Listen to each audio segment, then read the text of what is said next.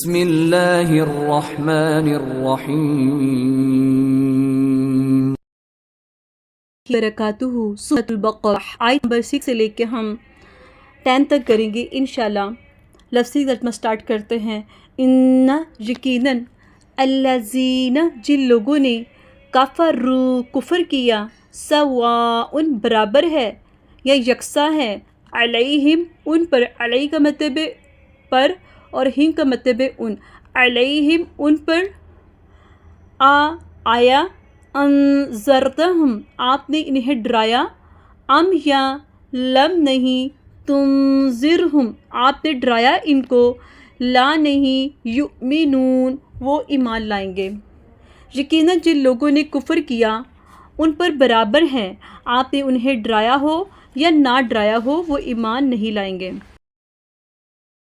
اللہ تعالیٰ آیت نمبر 6 میں فرماتے ہیں ان الذین کفروا سواء علیہم اانذرتہم ام لم تنذرہم لا یؤمنون،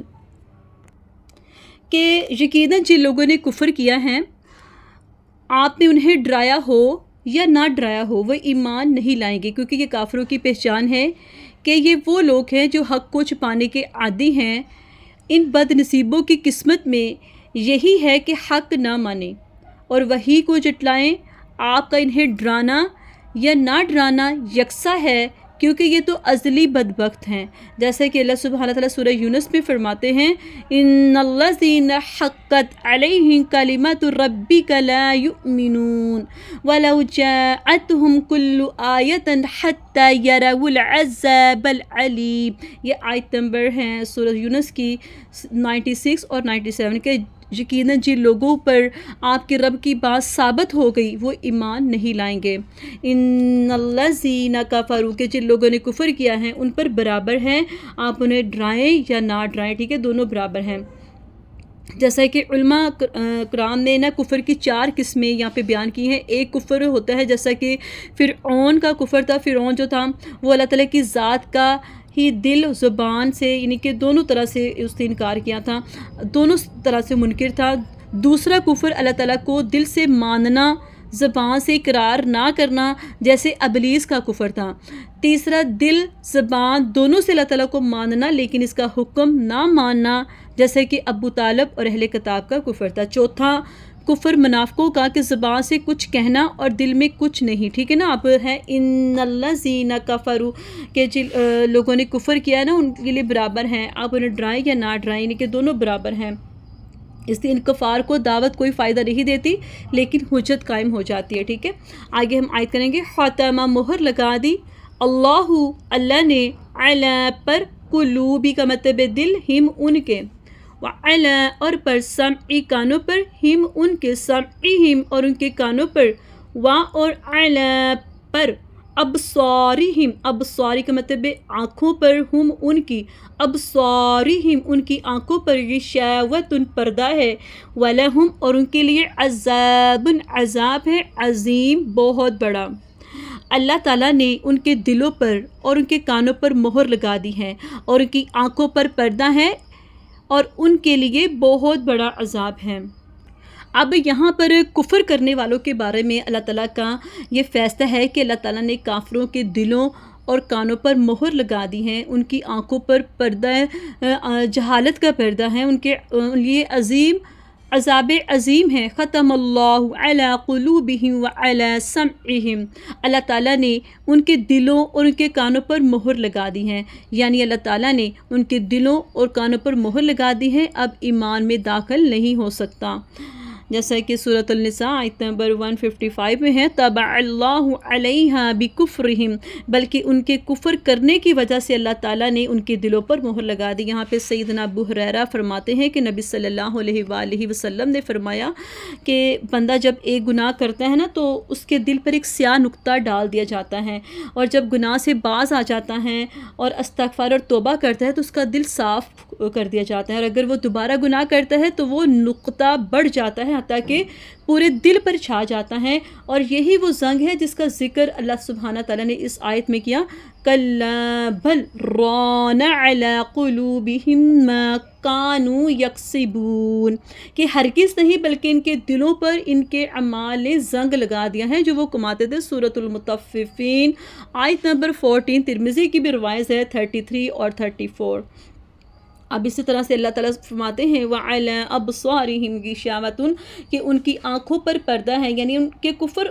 کرنے والوں کی آنکھوں کے سامنے ایسا پردہ ہے جو انہیں فائدہ مند چیزیں دیکھنے سے روکتا ہے، یعنی کہ حق کا انکار کرنے والوں کے لیے دو ایسی باتیں ہیں جو انسان کے راستے کی رکاوٹ بنتی ہے، ایک تکبر اور دوسرا دنیا کی جو ہے نا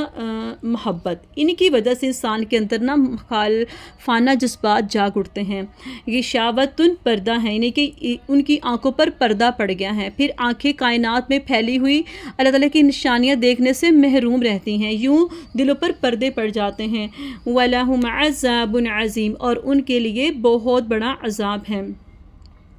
یہ آخرت کا عذاب جہنم کا عذاب ہے جو اللہ رب العزت کی ناراضگی کی وجہ سے کافروں کو دیا جائے گا نا۔ یا یہاں پہ ہم دعا کرتے ہیں اللہ سبحانہ تعالیٰ سے، یا ارحم الراحمین، ہمیں ایسے لوگوں میں شامل نہ فرمانا جو آپ کے غضب کو آواز دیں اور آپ کے عذاب کے مستحق بن جائیں۔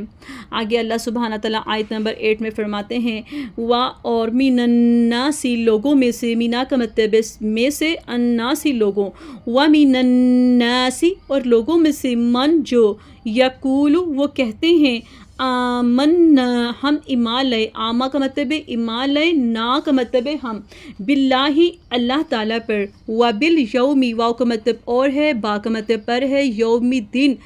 مل آخری آخرت کے دن پر، وما اور حالانکہ نہیں ہوں وہ بھی مؤمنین ہرگز ایمان لانے والے، اور لوگوں میں سے کچھ وہ بھی ہیں جو کہتے ہیں کہ ہم اللہ تعالیٰ اور آخرت کے دن پر ایمان لائے، حالانکہ وہ ہرگز ایمان لانے والے نہیں ہیں۔ یہاں پہ اس آیت میں اللہ سبحانہ تعالیٰ فرماتے ہیں کہ وَمِنَ النَّاسِ اور لوگوں میں سے کچھ وہ ہیں، اس سے مراد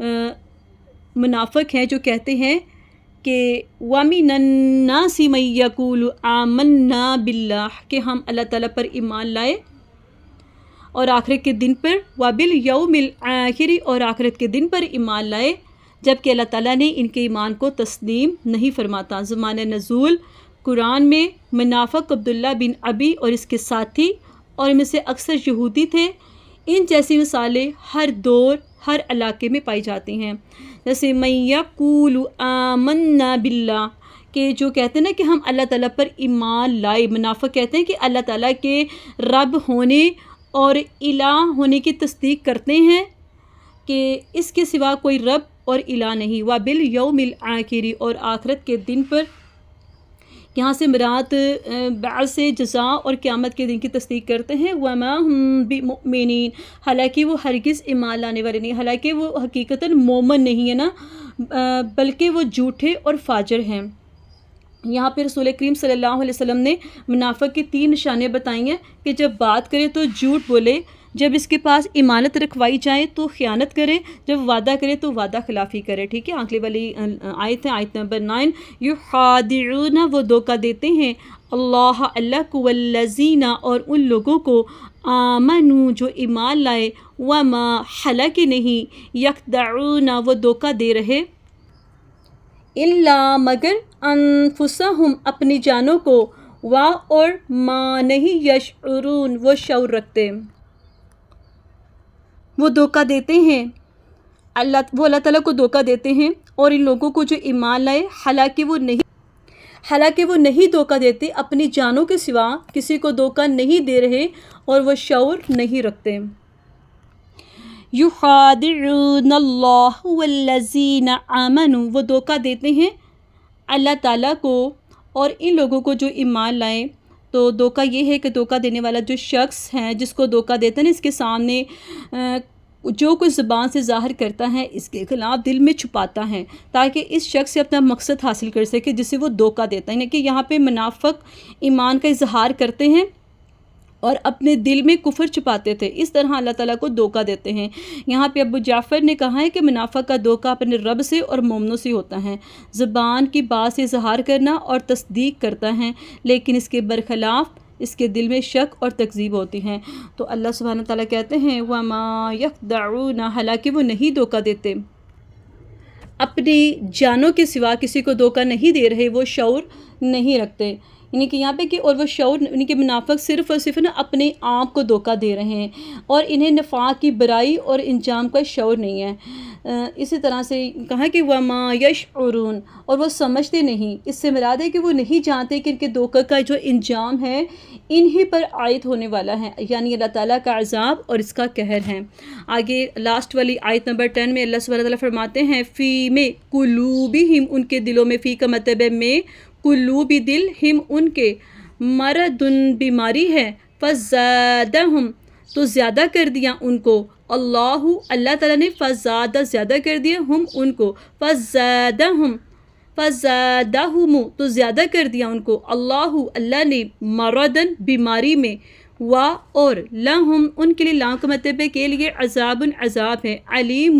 دردناک، بما اس وجہ سے، کان وہ تھے، یکذبون جھوٹ بولتے ہیں۔ یہاں پہ اللہ صلی اللہ علیہ وسلم کہ ان کے دلوں میں ہی ایک بیماری ہے، تو اللہ تعالیٰ نے ان کی بیماری میں اور زیادہ کر دیا، اور ان کے لیے دردناک عذاب ہے اس وجہ سے کہ وہ جھوٹ بولتے ہیں۔ یہاں پہ جو ہے نا فی قلوبہم مرض، کہ اللہ سبحانہ تعالیٰ نے کیا کہا ہے کہ یہ ان کے دلوں کی بیماری میں ایک بیماری ہے۔ عبد الرحمن بن زیاد کا بولے کہ یہ دین کا مرض ہے، جسم کا نہیں ہے۔ وہ منافق ہیں جن کے دلوں میں شک کی بیماری ہے، جسے انہوں نے اسلام میں داخل، دل کو دو قسم کی بیماریاں لاحق ہوتی ہیں، دل کو دو، یعنی کہ فی قلوبہم مرض، دل کو جو ہے نا دو قسم کی بیماریاں لاحق ہوتی ہیں، ایک جو اسے صحت و اعتدال سے محروم کر دیتی ہے، اور دوسری شبہات و باطلہ کی بیماریاں ہوتی ہیں۔ اب ہلاکت میں ڈالنے والی شہوت کی بیماری، پس کفر، نفاق اور شکوک و بدعات، یہ سب شبہات کی بیماریاں ہیں، جیسے ہے فَيَطْمَعَ الَّذِي فِي قَلْبِهِ مَرَضٌ، کہ جس کے دل میں بیماری ہے نا وہ لالچ پہ پڑ جائے۔ سورہ احزاب آیت نمبر 32۔ اس مرض سے مراد شہوت، زنا ہے، برائی سے صرف وہی بچے گا جو ان دو بیماریوں سے بچے گا، اور اسی کو ایمان و یقین حاصل ہوتا ہے، اور جو معاصی ہوتا ہے بیماریوں کے مقابلے میں صبر کی ڈال عطا کرتی جاتی ہیں، اور وہ عافیت میں آ جاتا ہے۔ آگے اللہ سبحانہ تعالیٰ فرماتے ہیں فَزَادَهُمْ تو زیادہ کر دیا اللہ تعالیٰ نے، مردن ان کی بیماری کو، کہ اللہ تعالیٰ نے ان کی بیماری کو اور زیادہ کر دیا۔ اللہ تعالیٰ کی سنت کے مطابق برائی کا پیچھا برائی کرتی ہے نا، اس کا شک، نفاق اور خوف بڑھ جائے گا۔ اللہ تعالیٰ منافق کو فوراً سزا نہیں دیتے بلکہ اس کو مہلت دیتے ہیں، اس کا نتیجہ یہ نکلتا ہے وہ اور زیادہ کھوٹے ہو جاتے ہیں۔ رجسن، یہاں سے نا وَأَمَّا الَّذِينَ فِي قُلُوبِهِم مَرَضٌ فَزَادَتْهُمْ رِجْسًا إِلَىٰ رِجْسِهِمْ، لیکن وہ لوگ جن کے دلوں میں بیماری ہے تو اس نے ان کی گندگی میں اور گندگی کے ساتھ زیادہ کر دیا۔ سورہ توبہ آیت نمبر 125۔ آگے اللہ سبحانہ تعالیٰ فرماتے ہیں وَلَهُمْ عَذَابٌ عَلِيمٌ، تو ان کے لیے جو ہے نا بڑا دردناک عذاب ہے، منافقوں کے لیے دردناک عذاب۔ رب العزت کا فرمان ہے ان المنافقین فی الدرک الاسفل من النار ولن تجد لهم نصیرا، یقیناً منافق دوزخ کے سب سے نچلے درجے میں ہوں گے، اور آپ ان کا ہرگز جو ہے نا مددگار نہیں پائیں گے۔ سورۃ النساء آیت نمبر 145۔ بما یکذبون، اس وجہ سے کہ وہ جھوٹ بولتے تھے۔ سیدنا عباس نے اللہ تعالیٰ کے اس قول کے بارے میں فرمایا کہ وہ تحریف اور تبدیلی کرتے ہیں۔ اپنے دنیا کے معاملات میں ہوشیار ہونا اور آخرت کے معاملات میں توقعات کو کافی سمجھنا، یہ اللہ تعالیٰ کے سامنے جھوٹ بولنا ہے، اور جھوٹی زندگی اللہ تعالیٰ کے عذاب کا مستحق بنا دیتی ہے۔ تو یہ تو ہمارا آج کا سبق آیت نمبر 6 سے لے کے ہم نے 10 تک کیا سورۃ البقرہ۔ تو امید کرتی ہوں کہ آپ کو ہمارے سمجھانے کا طریقہ بہت اچھا لگا اور آپ نے اچھے سے سمجھ لیا اور یاد بھی کیا ہوگا انشاءاللہ۔ تو آپ نے ہمارے چینل پیغام قرآن الاسلام کو لائک، شیئر اور سبسکرائب ضرور کرنا ہے تاکہ آپ کو ہر آنے والی نئی ویڈیو کا نوٹیفیکیشن ملتا رہے۔ چھوٹا سا کمنٹ ضرور دیا کریں، ہم اتنی محنت سے اگلی ویڈیو تیار کرتے ہیں تاکہ ہماری حوصلہ افزائی ہو۔ تب تک کے لیے اللہ حافظ۔